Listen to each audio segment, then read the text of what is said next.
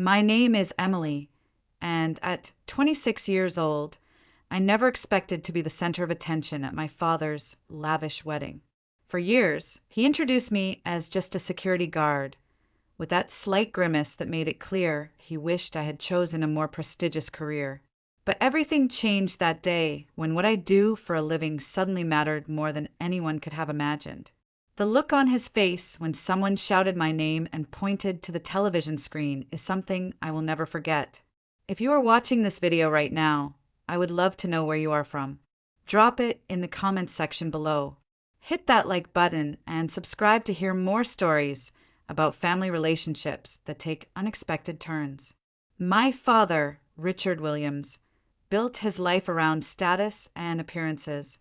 As a senior investment banker at one of New York's most prestigious firms, he measured success in dollar signs and social connections.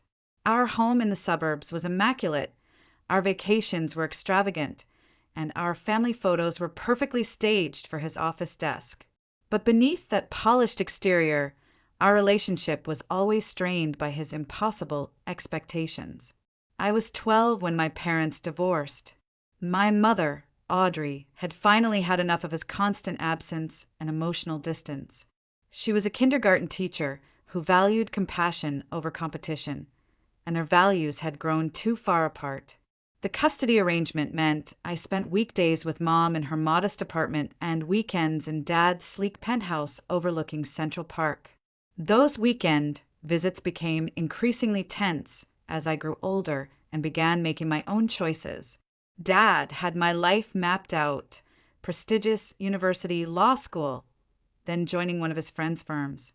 When I announced my plans to join the military after high school, he reacted as though I had told him I was joining the circus. The military, he had scoffed during one of our tense dinners. Emily, people from our background do not enlist. They become officers if they must serve at all.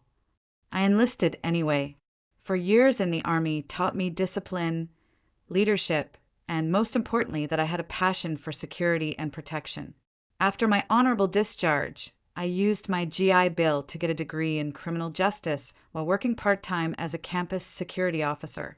From there, I built a career that made me proud, even if it never impressed my father. By 29, I had worked my way up to a senior position at Meridian Protection Services, one of the most respected private security firms in the country. We handled everything from executive protection to event security for high-profile clients. I specialized in threat assessment and had recently led security for a diplomatic conference that earned our firm industry recognition. My supervisor had even nominated me for a Professional Achievement Award. None of that mattered to Dad. In his world, success had a narrow definition. The fact that I wore a uniform instead of a power suit meant I had failed to meet his standards. When his wedding invitation arrived in the mail, I almost threw it away. Richard Williams and Eleanor Harrington request the honor of your presence. The cream-colored card with gold embossing screamed extravagance. Eleanor was wife number 3, a socialite from a banking family who moved in the same circles as my father. They had met at a charity gala, and their engagement had been announced in the society pages of the New York Times.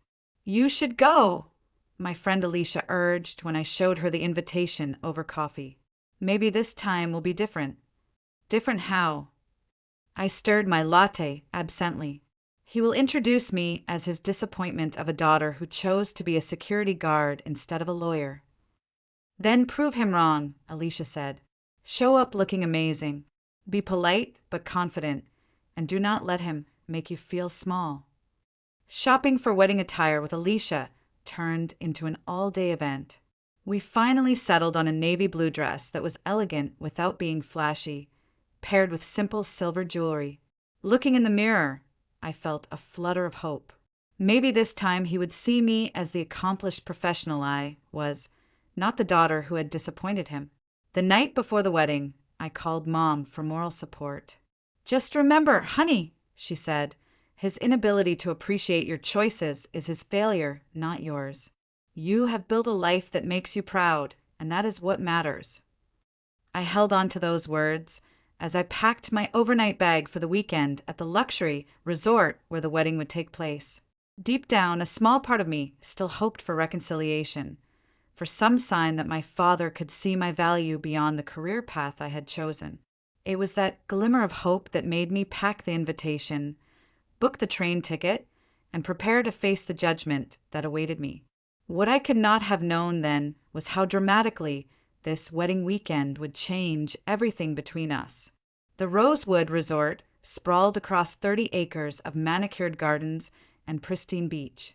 As my taxi approached the main building, I spotted white tents gleaming in the distance, where I assumed the ceremony would take place.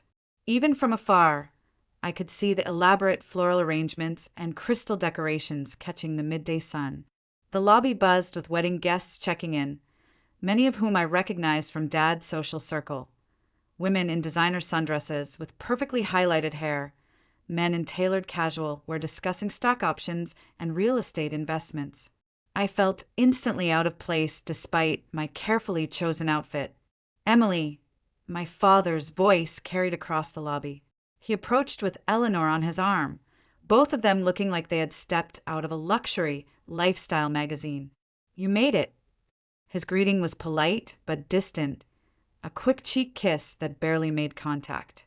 Eleanor offered a practiced smile that never reached her eyes. "So glad you could join us," she said, her gaze already drifting to more important guests arriving behind me. "The rehearsal dinner is at 6. Do make yourself comfortable until then." They moved on quickly, leaving me standing alone with my overnight bag. A bellhop appeared to take my luggage to my room, and I found myself with hours to kill before the evening's events. The rehearsal dinner took place in a private dining room overlooking the ocean. Round tables draped in white linen filled the space, each decorated with elaborate centerpieces of orchids and roses. Place cards in elegant calligraphy directed guests to their assigned seats. Mine was at a peripheral table, far from the head table where my father and Eleanor would sit. I was midway through a glass of wine when my father appeared with an older couple in tow. "This is my daughter, Emily," he said, his tone casual. "She's a security guard. Not a security professional, not a threat assessment specialist, not a senior operative with Meridian Protection Services. Just a security guard, as though I spent my days checking IDs at a department store." "How interesting," the woman said, clearly struggling to find something positive to say. "Richard tells us you were in the military," her husband added, attempting to rescue the conversation. "Yes, Army," I confirmed. 4 years active duty." "Well, thank you for your service," he said, and I could see them both mentally searching for a graceful exit from the conversation. "My father provided it. Let me introduce you to Eleanor's brother. He just made partner at Goldman Sachs."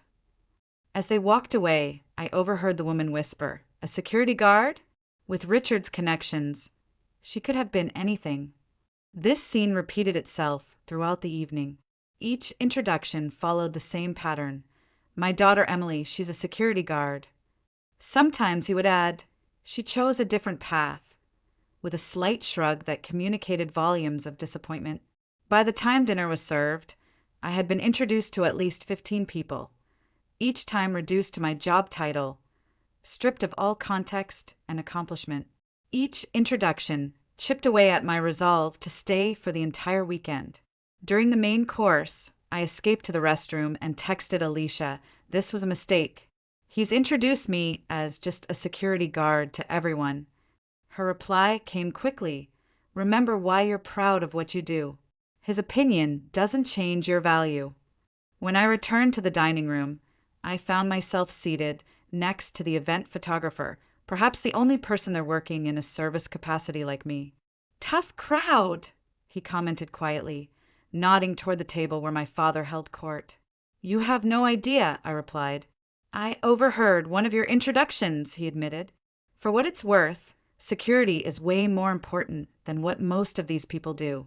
I'd rather have someone who can protect people than another investment banker."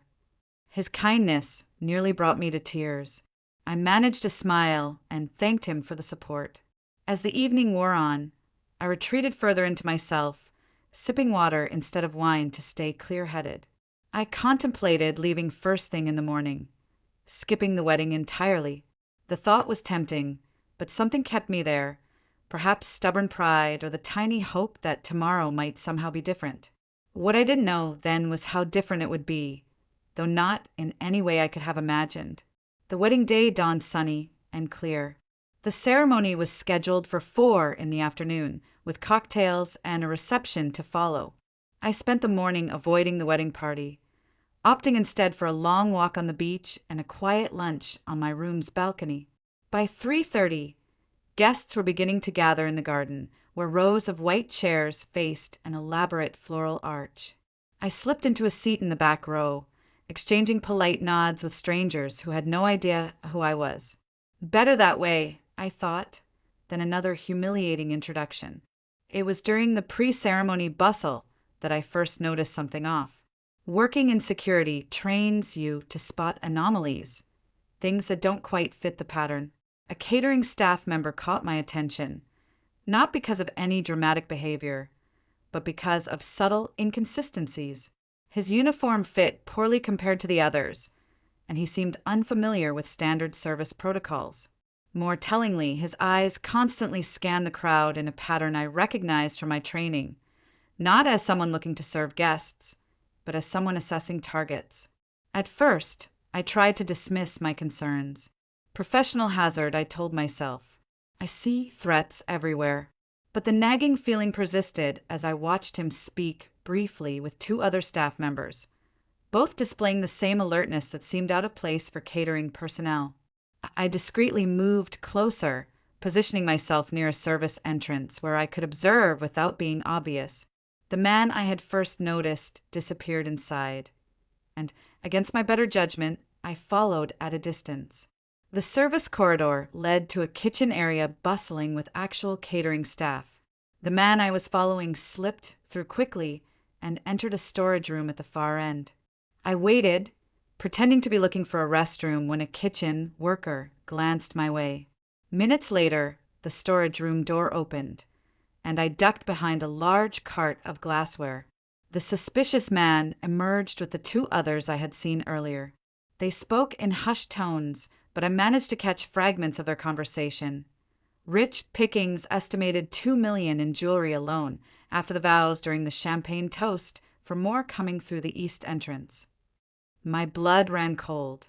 They were planning a robbery, and from what I could gather, it would be executed during the reception when guests would be distracted and valuables less guarded. The timing made strategic sense. A room full of wealthy people wearing their finest jewelry, with attention focused on the newlyweds. I retreated, silently, my mind racing.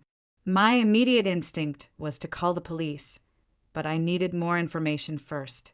If these were just 3 individuals, venue security could handle it. If they had 4 more coming, this was a coordinated operation that required immediate police intervention. Finding a quiet alcove, I placed a call to the local police, keeping my voice low as I identified myself as a security professional and outlined my concerns. The dispatcher assured me they would send officers to investigate discreetly, but it would take at least 20 minutes for them to arrive. Next, I located the venue's security office, a small room tucked away near the management offices. Inside, I found a single security guard monitoring camera feeds. "I need to speak with your supervisor immediately," I said, showing my Meridian Protection Services ID. "There's a credible security threat to the Williams-Harrington wedding." The guard, a man in his 50s named Carl, according to his name tag, looked skeptical but called his manager. Within minutes, I was explaining what I had observed to the head of resort security, Michael Jenkins. "We can't disrupt the ceremony based on an overheard conversation," he said after listening to my assessment. "But I'll place additional security personnel around the perimeter and alert staff to be vigilant." "The police are on their way," I informed him, "but they won't arrive for another 15 minutes at least. In the meantime, I suggest you position your team at all exits and have them watch for anyone matching the descriptions I provided." Jenkins nodded, impressed by my professional approach. "Are you carrying?" he asked quietly. "No," I replied. "I'm a guest at the wedding." The father of the bride hired additional security for the gift table and jewelry, he noted, checking his clipboard. "We have 2 armed guards positioned there already." The threat I overheard suggested multiple perpetrators, I warned. Possibly 7 in total, with 4 yet to arrive. They mentioned the east entrance, specifically. As Jenkins mobilized his team via radio, I returned to the ceremony, which was now beginning. Guests were seated, music played softly, and the wedding party began their procession. I slipped into a seat at the very back, my attention divided between the ceremony and scanning the perimeter for suspicious activity. My father stood at the altar, beaming as Eleanor walked toward him on her father's arm. In that moment, as genuine joy crossed his face, I felt a pang of sadness for our broken relationship. But I pushed the thought aside, focusing instead on the immediate threat. As the ceremony progressed, I noticed 2 unfamiliar men in catering uniforms position themselves near the gift table. They moved with a deliberate casualness that raised immediate red flags. I texted Jenkins with their location and description, then slowly made my way toward the back of the seating area to maintain visual contact. The officiant was just pronouncing my father and Eleanor husband and wife when I spotted another suspicious individual near the bar setup for the reception. This one carried what appeared to be a concealed weapon under his jacket. My hand tightened around my phone as I typed another alert to Jenkins. As guests applauded the newlyweds, I realized with growing alarm that the police had not yet arrived, and the situation was escalating faster than anticipated. The robbery was not planned for later. As I had initially thought, they were positioning themselves now, ready to make their move. As the ceremony transitioned to the reception, I had seconds to decide my next move, warn my father and cause a scene that might provoke the armed suspects into violent action, or continue monitoring while waiting for police backup. Years of training kicked in, and I chose the approach least likely to endanger innocent guests. Moving casually but purposefully toward the closest suspect, I prepared to do what I had spent years training for, even if it meant ruining my father's perfect wedding day. The transition from ceremony to reception happened quickly. Servers appeared with trays of champagne, and guests formed a receiving line to congratulate the couple. I maintained visual contact with the 3 suspects I had identified, noting with growing alarm that they were now communicating via discreet earpieces. I checked my phone, no message from the police yet. Jenkins had positioned his security team as I suggested, but they were understaffed and under-equipped for what was coming. My military training and security experience told me this situation could deteriorate rapidly. The first sign that the robbery was beginning came when the lights flickered briefly, an intentional disruption to the venue's electrical system. In that moment of confusion, I saw the suspect near the bar reach into his jacket. "Gun!" I shouted, diving toward the nearest group of guests as the man pulled out a weapon. Chaos erupted immediately. The armed man fired a shot into the air, causing screams and panic as guests ducked for cover. "Nobody move," he commanded. "This is a robbery. Cooperate and nobody gets hurt." 2 more men revealed weapons, while others began collecting valuables from terrified guests. I caught a glimpse of my father and Eleanor huddled together, his arm protectively around her, as one of the robbers approached them, demanding jewelry. From my position behind an overturned table, I assessed the situation. 7 armed robbers, at least 30 guests in immediate danger, no police in sight, and venue security outgunned and hanging back. An elderly woman near me began experiencing what looked like a panic attack, drawing the attention of one robber who approached with his weapon raised. "Shut her up!" he snarled to the woman's companion. The elderly man looked terrified. "She needs her medication, please," he said. "Shut her up." The robber raised his gun menacingly. I made my decision in that split second. Rising from my position, I addressed the gunman calmly. "I'm a Medic elite. Let me help her before she has a full cardiac event." You don't want a death on your hands. That's the difference between robbery and murder charges. The robber hesitated, then jerked his gun toward the elderly woman. Make it quick. I moved slowly, hands visible, kneeling beside the woman while positioning myself between her and the gunman. Up close, I could see she was indeed in medical distress. Deep breaths, I instructed quietly while assessing the positions of all armed suspects in my peripheral vision. I'm going to help you, and everyone else here. Just focus on breathing. The woman's companion squeezed my hand in silent gratitude. As I pretended to help with breathing exercises, I spotted the police arriving outside through a window. The robbers hadn't noticed yet, too busy collecting valuables. The leader was now confronting my father, demanding his watch and Eleanor's diamond necklace. Take it, my father said, his voice shaking as he unclasped his Patek Philippe. Eleanor removed her necklace, tears streaming down her face. The leader grabbed the jewelry, then pointed his gun directly at my father's chest. The safe code for the bridal suite, now. My father paled. I don't know it by heart. I need to check my phone. No phones, the robber snapped, pressing the gun barrel against my father's temple.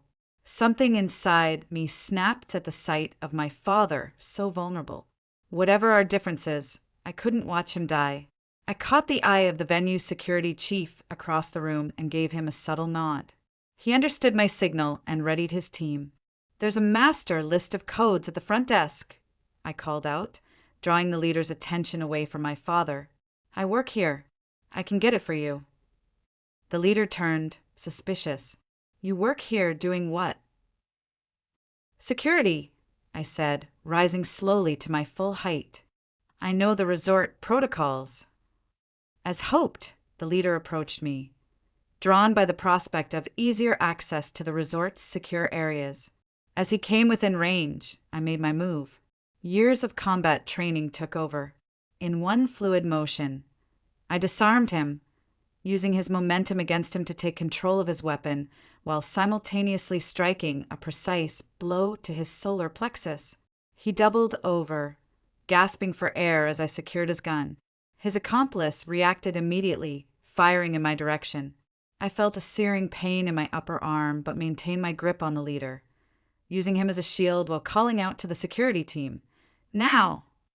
The venue security team emerged from their positions, as did two undercover police officers who had managed to blend in with the crowd. Gunfire erupted briefly, but the robbers, seeing their leader captured and a police presence established, began to surrender. One tried to escape through the kitchen, taking a server hostage. I handed the subdued leader to a police officer and pursued, despite the bleeding wound in my arm. Moving silently through the kitchen, I located them near the loading dock. It's over, I called out. Police have the building surrounded. The robber tightened his grip on the terrified server. Back off, or I'll shoot her. I kept my voice calm and authoritative. You're making this worse. Armed robbery becomes attempted murder if you pull that trigger. Right now, with good behavior, you might see daylight again someday. While maintaining eye contact and dialogue, I shifted position, gradually moving to create a better angle for intervention. There's no way out, I continued. Put down the weapon and let her go. For a tense moment, I thought he would shoot. Then, perhaps seeing the determination in my eyes, he lowered his gun slightly. That momentary hesitation was all I needed. I lunged forward, deflecting his weapon arm while simultaneously freeing the hostage with a precise strike to his wrist. The gun clattered to the floor as I subdued him with a restraint hold I had perfected during my military service. Police officers rushed in seconds later, securing the suspect and checking on my injury, which was bleeding freely. You need medical attention, one officer insisted. Check on the guests first, I replied, pressing a kitchen towel against my wound.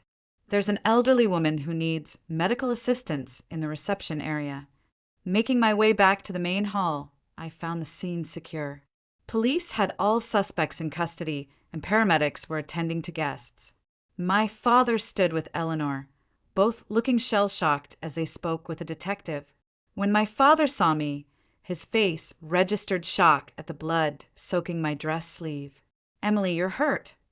"It's just a graze," I said, though the pain was intensifying as adrenaline began to fade. "Are you both okay?" Before he could answer, a paramedic intercepted me, insisting on examining my wound. As I was led to a treatment area, I heard one of the guests say, "That's Richard's daughter. Did you see what she did?" The next hour passed in a blur of police statements and medical treatment. The bullet had indeed just grazed my arm, requiring stitches but causing no serious damage. As the paramedic worked, police officers came to take my statement, expressing amazement at my intervention.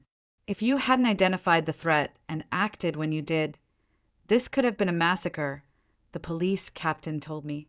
"These men are part of a crew that has hit 3 other high-profile events this year. They don't usually leave witnesses." I downplayed my actions, insisting I had just done what anyone with my training would do. Eventually, the commotion subsided. Guests were allowed to leave after giving statements, though many lingered, discussing the dramatic events. My father approached as the paramedic finished bandaging my arm. "The police said you saved lives today," he said, his voice uncharacteristically subdued, "including possibly mine and Eleanor's." "I was just doing my job, Dad," I said quietly, "even if it's just being a security guard." His face flushed at having his words thrown back at him. Eleanor touched his arm, perhaps sensing the tension. "We're so grateful, Emily," she offered. "The police want to interview you again tomorrow for the investigation. Will you come to the brunch?"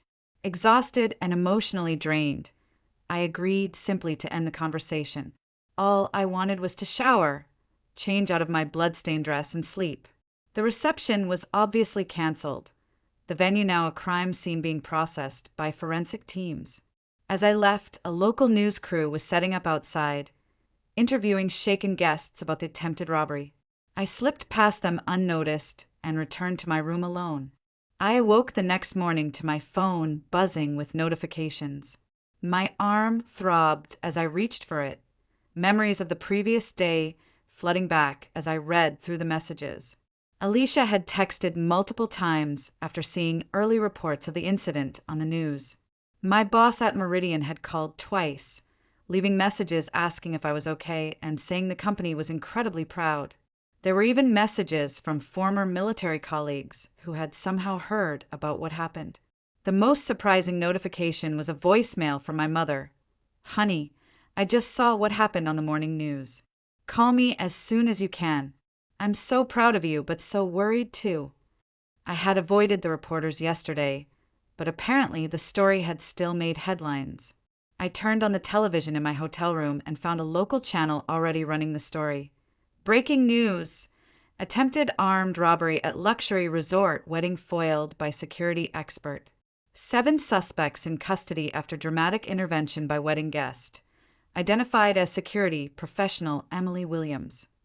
I watched in disbelief as shaky cell phone footage showed portions of the incident, followed by interviews with grateful guests describing my actions in increasingly heroic terms. "She moved like something from an action movie," one guest gushed. "She saved that elderly couple and then took down the leader right as he was threatening the father of the bride." Another segment showed the police captain at a press briefing.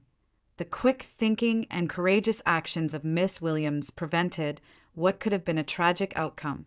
These suspects are part of a crime ring responsible for multiple armed robberies, targeting high-profile events. Thanks to Miss Williams, they are now in custody and facing numerous felony charges. I turned off the television, feeling strangely detached from the person they were describing. In truth, I had just relied on my training and done what needed to be done. The alternative, standing by while armed criminals threatened innocent people, including my own father, was never an option. The bandage on my arm needed changing, and the hotel room felt suddenly claustrophobic. Despite my reluctance to face my father and his guests, I decided to attend the brunch, if only to give my statement to the detectives and then leave. After a careful shower that kept my bandaged arm dry, I dressed in the only other outfit I had packed, a simple black pantsuit I had brought in case the rehearsal dinner had been more formal than expected. It would have to do, though the jacket fit awkwardly over my bandaged arm. The brunch was being held in a different room than the originally planned venue, a smaller space that felt somber compared to yesterday's elaborate setup. When I arrived, the event was already underway, with subdued guests picking at breakfast buffet offerings while discussing the previous day's drama in hushed tones. Eleanor spotted me first, breaking away from a conversation to approach me. "Emily, thank you for coming," she said, her usual polished facade showing cracks of genuine emotion. "How's your arm?" "It'll heal," I replied simply. "I understand the detectives wanted to speak with me again." "Yes, they should be here soon." She hesitated, then added, "Richard has been trying to explain to everyone how proud he is of you. It's just, well, it's all been such a shock." I nodded, not trusting myself to respond.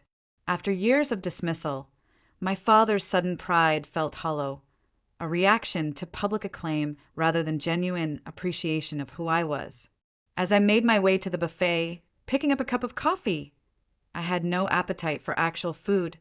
I noticed the stares and whispers following me. Guests who had barely acknowledged my existence yesterday now watched me with newfound interest. My father was holding court at a table near the window, surrounded by his closest friends. He seemed to be midway through a story, gesturing emphatically. As I approached, I caught the tail end of his words. "Always knew she had potential.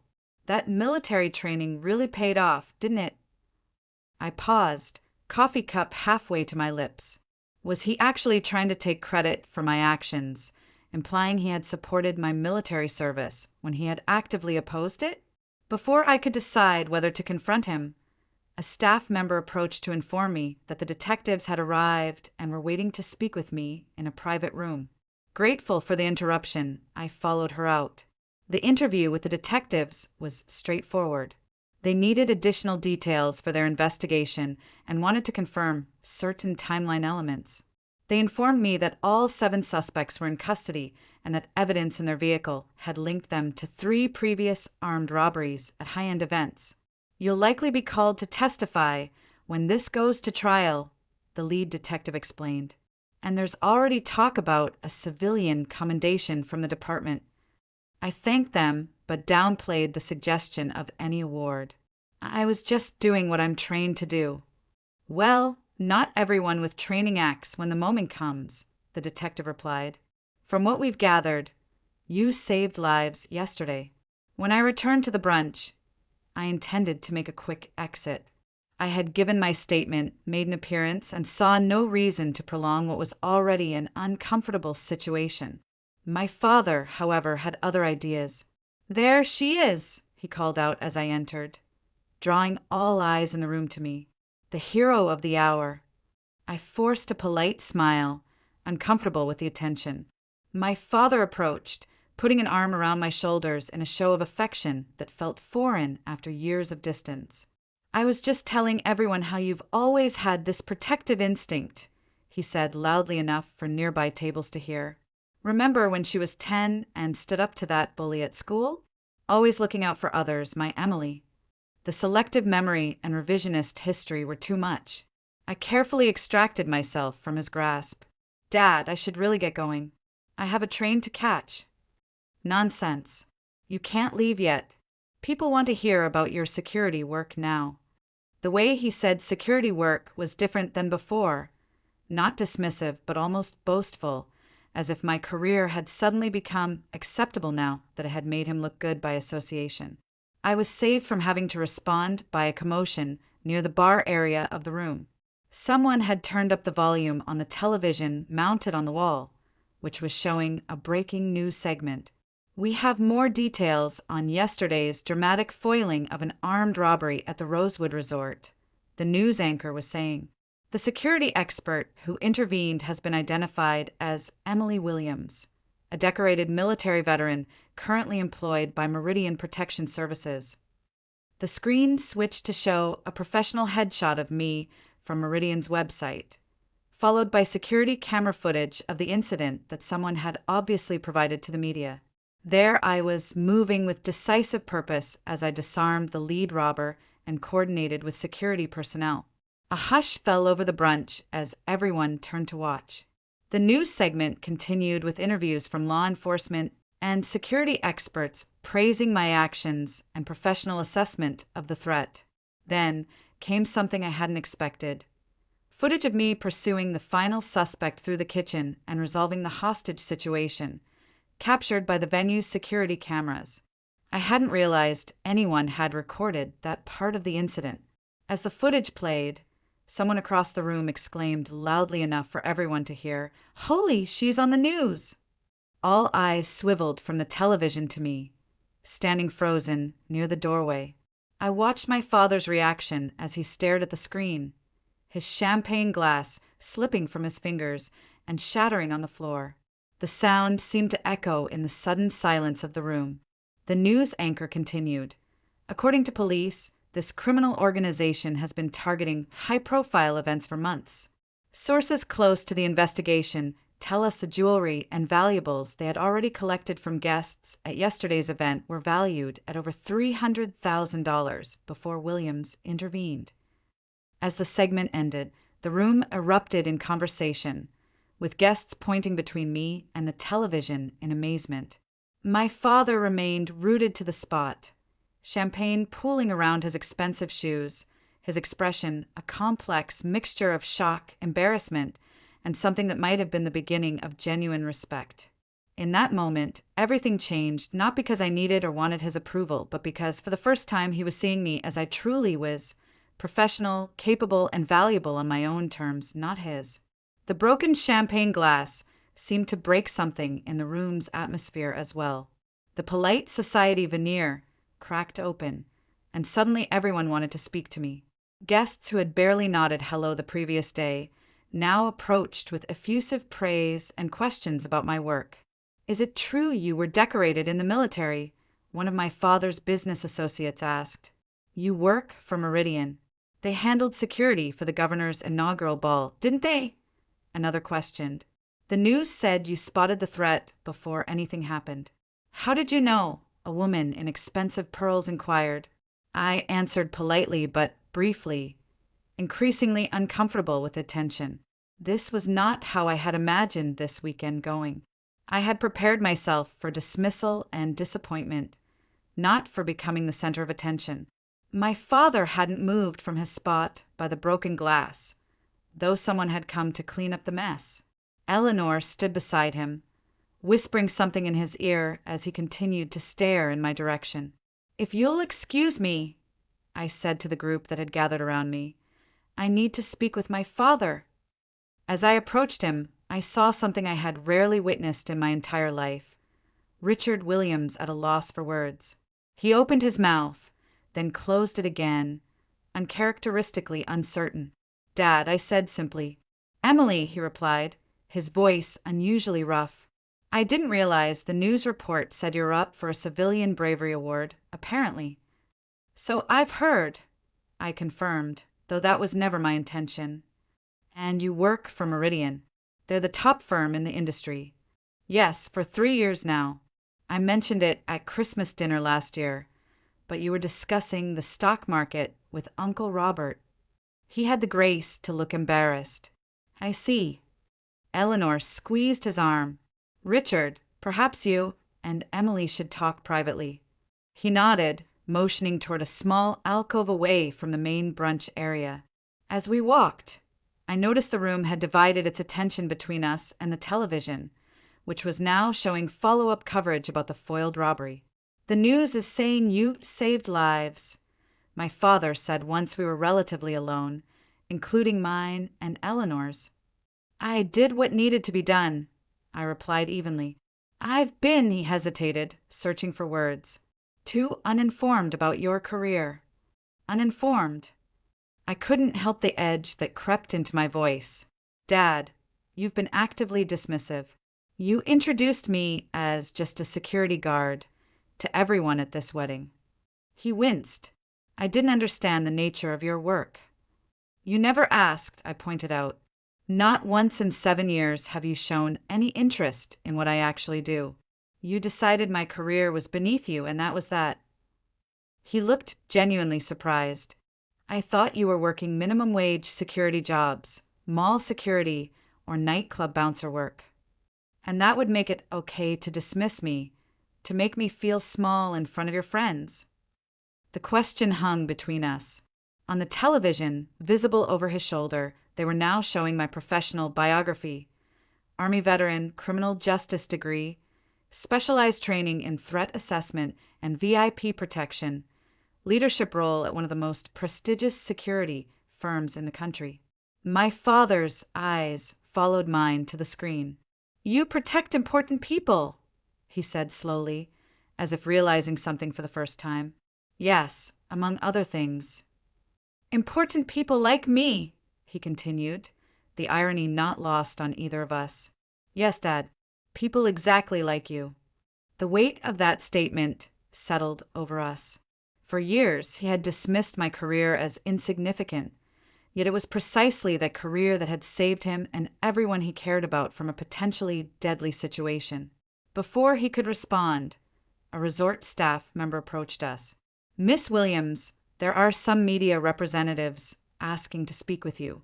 The manager wanted me to check if you're willing to make a statement. I shook my head. Please tell them I'm not interested in interviews at this time.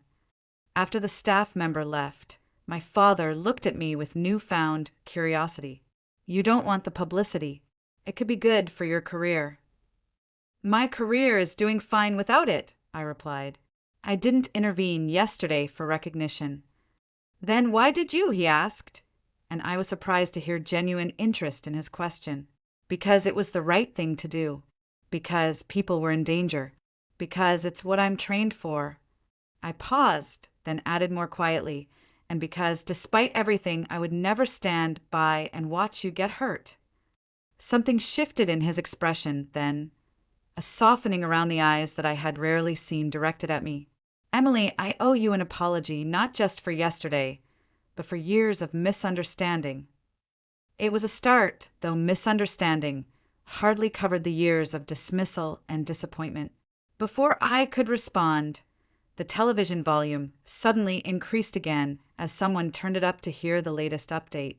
We're now learning more about Emily Williams, the security expert who prevented what could have been a tragic outcome at yesterday's resort wedding, the anchor was saying. According to Meridian Protection Services, Williams recently led security for the International Finance Summit, protecting over 30 high-level executives and government officials. She has received multiple commendations for her work in threat assessment and is considered one of the rising stars in the private security industry. The camera cut to my boss, Martin Chin, standing outside Meridian's headquarters. Emily exemplifies the highest standards of our profession, he was saying. Her actions yesterday demonstrate the level of training and commitment our team brings to every assignment. We're incredibly proud of her quick thinking and courage under pressure. The brunch room had fallen silent again, all eyes moving between the television and me. I felt my face flush with embarrassment at being the center of attention, but also with a strange sense of vindication. For years, I had carried the weight of my father's disappointment, questioning my own choices despite my professional success. Now, suddenly, my world was being broadcast for all to see, including the father who had never bothered to look. As the news segment ended, a slow, scattered applause began, building until the entire room was clapping. My father, after a moment's hesitation, joined in, his eyes never leaving my face. The applause eventually died down, and guests returned to their conversations, though now they all seemed to be about me. I turned back to my father, finding him watching me with an expression I couldn't quite read. I think I should go, I said. This is supposed to be your and Eleanor's celebration, not whatever this has become. Wait, he said, reaching out to touch my arm, then stopping short when he noticed my bandage. You were shot protecting us. It's just a graze. That's not the point. He shook his head. You put yourself at risk for a room full of people who didn't even know your name, Including me, who? He trailed off, unable to finish the thought. The unspoken truth hung between us, including him, who had never valued what I did until it saved his life. Dad, we don't need to do this now, I said, suddenly exhausted by the emotional weight of it all. You should get back to your guests. We can talk another time. No, he said firmly.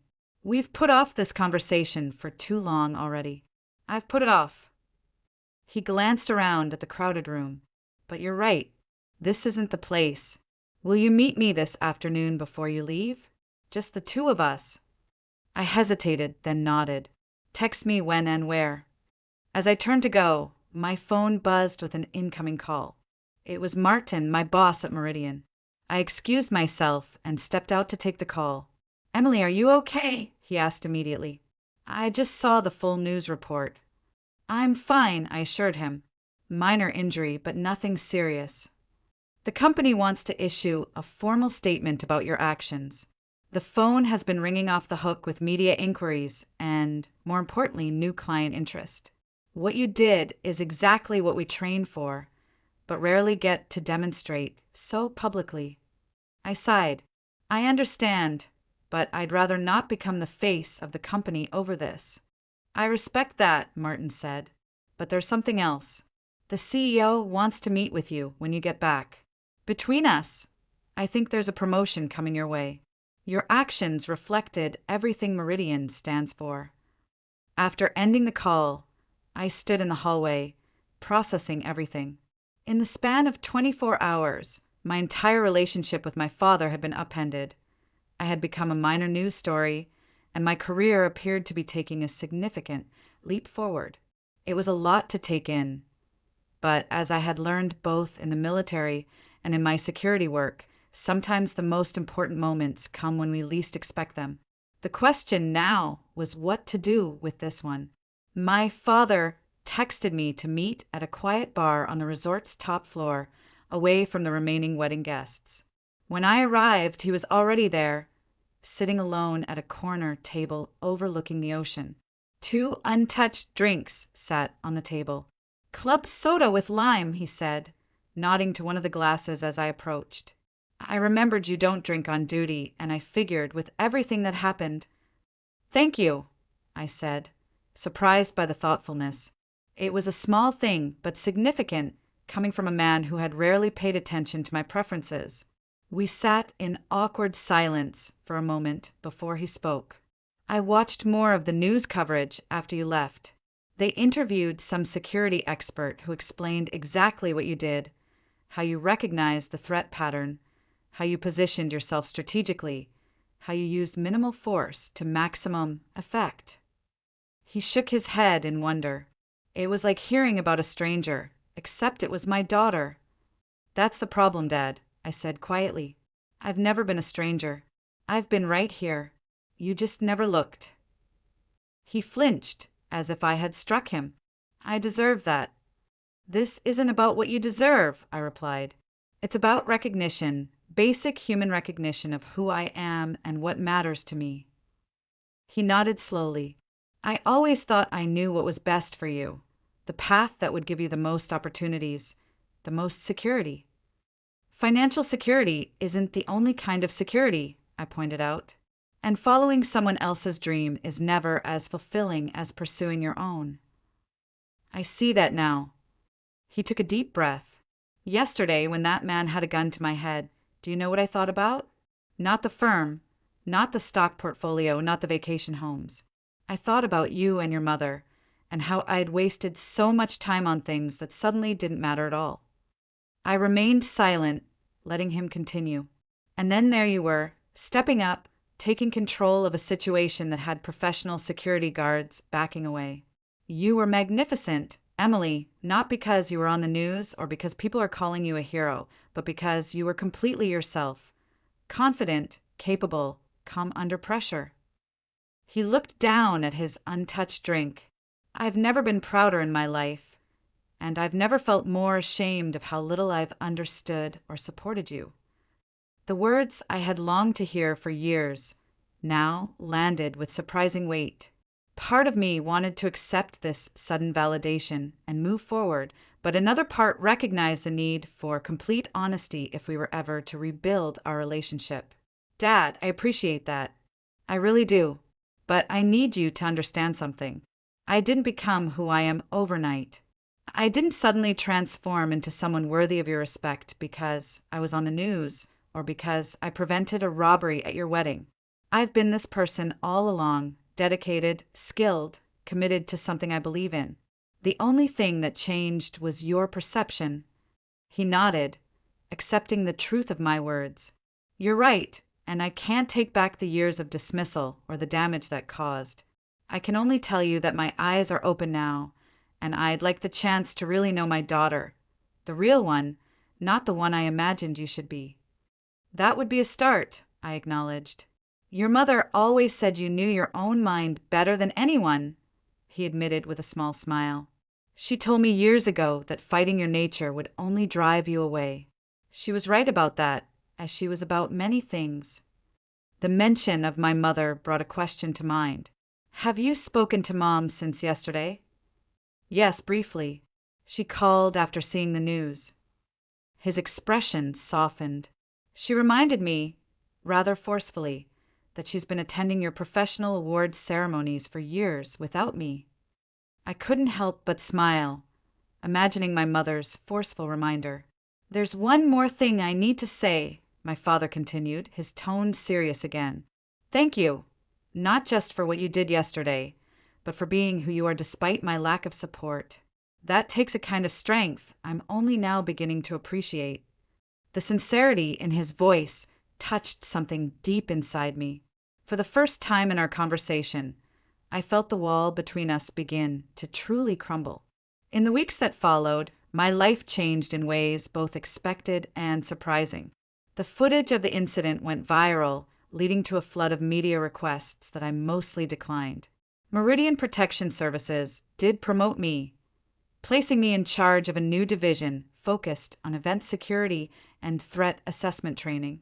My injury healed cleanly, leaving only a small scar that I sometimes caught myself touching during stressful moments, a reminder of what I was capable of when it mattered most. Professional recognition came in forms I hadn't anticipated. I received the Civilian Bravery Award the police captain had mentioned, presented at a ceremony attended by both my mother and, to my surprise, my father. Several security industry publications ran profiles on me, and I was invited to speak at conferences about threat identification and intervention strategies. More meaningful than the public acknowledgement, however, were the private changes. My relationship with my father entered a new phase, tentative at first, then gradually more genuine as he made efforts to understand my world. He asked questions about my work, listened to the answers, and even attended a demonstration of tactical response techniques my team had developed. When a major financial magazine included me in their 40 under 40 list of security professionals, he framed the article and displayed it prominently in his office alongside his own achievements. 6 months after the wedding, he visited my apartment for dinner, something he had never done before. As we sat at my small kitchen table, he looked around at the modest space with new eyes. You know, he said, I always equated success with a certain lifestyle, big house, expensive car, exclusive address. I know, I replied, serving the pasta I had made. That's why my choices confused you so much. He nodded. But looking at your life now, I see a different kind of success. You have purpose, respect from your peers, work that makes a tangible difference in the world. He hesitated, then added, You have integrity. That's worth more than any corner office. I smiled, recognizing the significance of those words coming from a man who had spent decades chasing corner offices and country club memberships. Does this mean you'll stop sending me listings for law school programs? I teased. He laughed, a genuine sound I had heard too rarely. I think I can safely say your current career path is working out just fine. My healing journey extended beyond my relationship with my father. The incident forced me to confront the ways I had internalized his dismissal, sometimes doubting my own choices despite outward success. Through therapy and deep reflection, I began to fully embrace my path, not in reaction to his disapproval, but as a positive choice that aligned with my values and strengths. I learned that true security comes not from others' validation, but from living authentically. The recognition my father finally gave me was welcome, but I no longer needed it to feel complete. 1 year after the wedding incident, I received an unexpected call from Eleanor. She and my father were hosting a charity gala benefiting first responders, and they wanted me to speak about the importance of security training and emergency preparedness. "Your father is really proud of you," she said, her tone warmer than I had ever heard it. "He tells everyone about your work now. It's actually quite sweet." At the gala, standing at the podium, looking out at a room full of people, including my father, I reflected on how dramatically life can change when we stay true to ourselves, even when those closest to us can't see our value. Security isn't just about protection, I told the audience. It's about creating spaces where people can thrive without fear. Sometimes that means physical safety, but often it means something deeper, a sense of being valued for exactly who you are. I caught my father's eye as I spoke those words, and the look of understanding that passed between us was worth more than any headline or award. Life is rarely as dramatic as those moments at my father's wedding, but the lessons from that day continue to guide me. I learned that sometimes we must save ourselves before we can save others, that recognition often comes from unexpected places, and that it's never too late to rebuild what has been broken. I still work in security, still put myself between danger and those who need protection. But now I do so with the complete knowledge that my path is valid, valuable, and entirely my own. Have you ever had a moment when someone finally saw your true value after dismissing you for years? Or have you experienced a dramatic event that changed a difficult relationship in your life? Share your story in the comments below. And if you found something valuable in my journey, please like this video, subscribe to hear more stories of personal triumph, and share it with someone who might need a reminder that their path is valid, even when others can't see it yet. Thank you for listening. And remember, sometimes the greatest security comes from knowing, without doubt, that you are exactly where you are meant to be.